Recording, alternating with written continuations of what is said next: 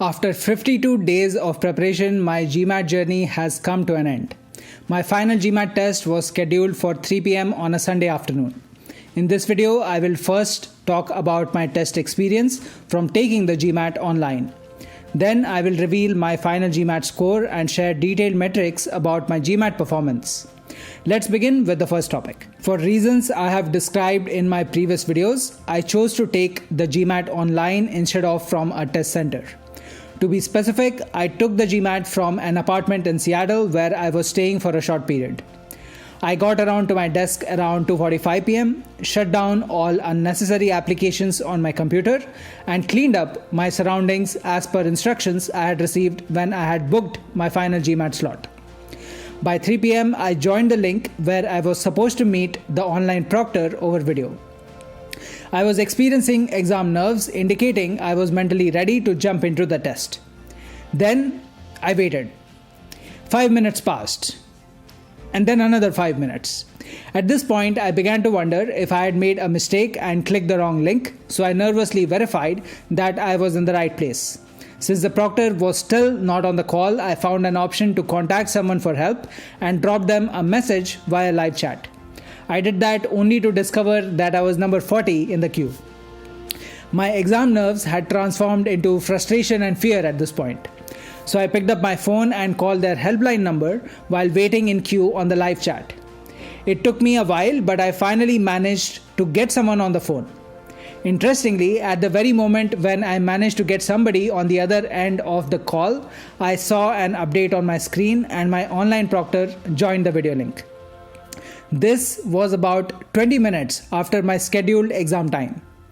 In the minutes that followed, I had to participate in a series of formalities, which included confirming several statements which the proctor read out loud, turning my web camera around to give the proctor a 360-degree view of the room I was sitting in, and moving a few things around the room based on the proctor's instructions. By the time these formalities were done, it was 45 minutes past my scheduled exam time. Let's pause and take stock of the situation for a second. Going into the exam, my expectation was that by 4:45 p.m. or so, I would have finished 2 sections of the GMAT, Quant and Data Insights. And here I was at 3:45 p.m. and yet to begin the test. I would be lying if I said that this did not throw me off a little. The only option was to accept the situation, move on, and focus on the exam. Thankfully, the proctor was kind enough to allow me a washroom break before I started my test. That also helped me catch my breath and reset my brain. Later on in the test, this break made it easier for me to take 2 GMAT sections in a row and go into the optional break before the 3rd section.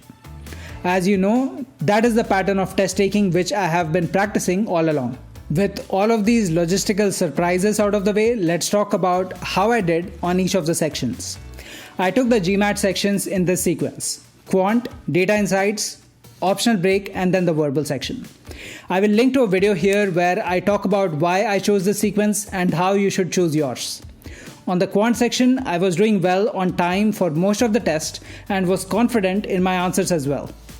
Unfortunately, around question 18 or 19, I lost my grip on time and somehow ended up being squeezed on time on the last 2 questions. On top of that, I also suffered a setback on these questions because I simply could not identify an insight to solve these questions within the required time frame. I made a random guess on question 20 and then jumped to question 21 when I realized that I had little time left on the section overall. My hope was that I'd be able to solve question 21 faster and could return to question 20 after I was done with that. In addition, I also wanted to avoid the penalty for not responding to all questions on the section. But then I couldn't answer question 21 satisfactorily either. So in a moment of panic, I made a guess on question 21 as well. With seconds left on the clock, I then went back to review question 20. By the moment I was out of time, I had failed to solve either of these questions fully and was forced to hope that my guesses were correct. I am describing my entire GMAT experience linearly, so I will not talk about whether those guesses turned out to be correct or incorrect right now. I will get into that after I have revealed my test score, so stick with me till the end of this video. Even with this setback, I was aware that I had only 1 minute before the next GMAT section began. So I made a conscious choice not to mope over the anticlimactic ending on the quant section and focus on what was coming next. I cleaned up my whiteboard and took a deep breath. In that moment, I was aware that I needed to be focused on the present, especially because hitting the ground running is a deal-breaking velocity principle for the data insight section. I also reminded myself that past events are not a reliable indicator of future events. So having a tough time on the first section does not mean that I could not perform at my best on the sections that followed. Coming to data insights, I felt I did well on this section overall. Specifically, I was able to solve all 20 questions on this section to my satisfaction and had 1 or 2 minutes left after that. That also allowed me to revisit a couple questions which I had bookmarked earlier. I also recalled changing the answer on one of the questions. In an ideal world, that would have boosted my confidence because velocity on the data insight section has been my greatest concern throughout my GMAT prep. However, given what had happened with the quant section, I was consciously maintaining a degree of skepticism in my head. It was possible that I had done justice to each question on the data insight section, but I was also entertaining the possibility that I had simply rushed through the questions and sacrificed my accuracy in the process. This skepticism helped me stay level-headed. Right after the data insight section, I took the optional break. During the break, I just grabbed something to eat and had a few sips of Red Bull to refill my energy and attention reserves. Once again, I was doing my best to consciously direct my attention to what I needed to do in the present moment. In a few minutes, I was back at my desk to take the verbal section. On this section also, I thought that I was able to do well. I did move slow on the first 2 to 3 questions, but then I was able to accelerate, and by the time I was done, I felt I had allocated sufficient time and effort to each question. I was able to answer all questions in time on this section as well. And now comes the moment of truth when I reveal my GMAT score. Before I do that, let me share my GMAT score from 2018. Remember that in 2018, the GMAT's format was different and the final score was calculated based on the quant and verbal sections only. There was no data insight section at the time. In 2018, my overall score on the GMAT was in the 99th percentile with scores of 96th percentile on both the quant and verbal sections. My scaled scores were 760 on 800, 51 on 51 and 42 on 51 on the overall test, quant and verbal sections respectively. About 6 years later in 2024, my GMAT score overall is at the 99th percentile with scores of 94th percentile, 99th percentile and 96th percentile on the quant, verbal and data insight sections respectively. My scaled scores were 715 on 805, 87 on 90, 87 on 90 and 83 on 90 respectively. If you want to do an apples for apples comparison, you will have to focus on the percentile scores because the scaling methodology is very different between the two GMAT formats. Overall, my GMAT goal in 2024 was to equal or beat my previous percentile score. Would I have liked to get to a 100 percentile score? Yeah, that would have been fun. I do think that a 100 percentile score was within my reach because I scored at that level on some of my recent practice tests as well. But score volatility is a real thing. You can't always have your best day on the final GMAT exam, and luck will play some role in determining your final score. What you can do is design your GMAT prep in such a manner that even if you have a bad day or an average day, you end up with a score that you can be proud of and satisfied with. In other words, develop your skill and minimize your reliance on luck. That is the key to getting your best GMAT score in a single attempt. Let's look at the detailed metrics from my 2024 GMAT test. Quant section first.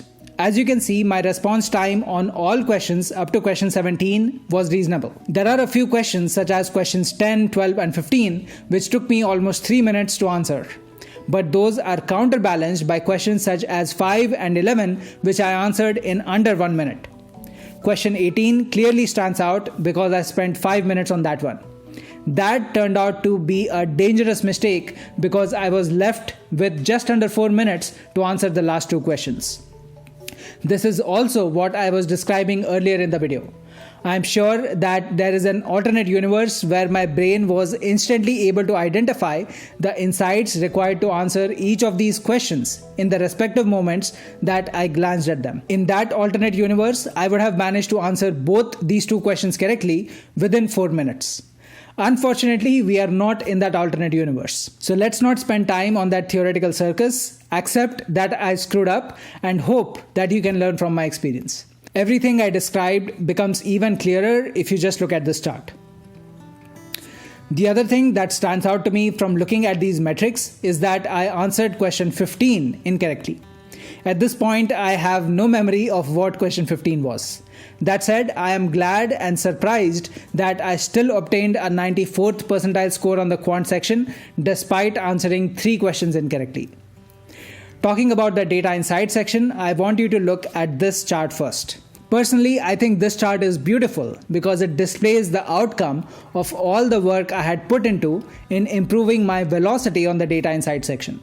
There are only 5 out of 20 questions which took me longer to answer versus the average time available. I did get 2 questions wrong. If we look at this table, we see that these were a 2-part analysis and a graph and tables questions. Personally, I believe I can answer 100% of graph and table questions correctly given I have enough time on hand. Unfortunately, I made an error on question 16 in this case. That was a lost opportunity.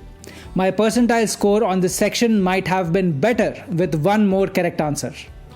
Another thing to note on this section is that I did make good use of the bookmarks feature as well as the fact that I finished answering all questions with time left. As you can see here, I edited my answer to question 14, which was one of the questions I had bookmarked earlier. This helped my score at the end. The lesson is that you need to get your bookmarking strategy right, so ignore that feature of the GMAT at your own peril. Finally, coming to the verbal section, I am once again amazed. It appears I got 3 consecutive questions wrong. I am amazed because given the computer adaptive nature of the GMAT, one might logically expect the GMAT to start serving me the easiest questions after that, making a 99 percentile score out of reach. But here we are. Also, notice how I spent too much time on the first 2 questions and then slowly began to catch up on time from there. On this section also, if you look at how I used the answer review feature, you will notice that I used it on question 23, which is the last question on this section. The reason for that is that I was running out of time on the section as I was working through this question. So I decided to submit a random answer on this question first, go to the review screen, and then return to the question to solve it properly. The reason I did that is to avoid getting penalized for not answering all questions on the section within the given time frame. I find it interesting that is the last point I'm making here because it connects back to the first practice exam I took during my GMAT prep journey, where this is the mistake which caused me severe pain. Alright, you can also find more about my qualifications in the channel description now. Hopefully my qualifications demonstrate that I am overqualified to be an online guru, and yet here I am trying to be one. I will catch you in the next video.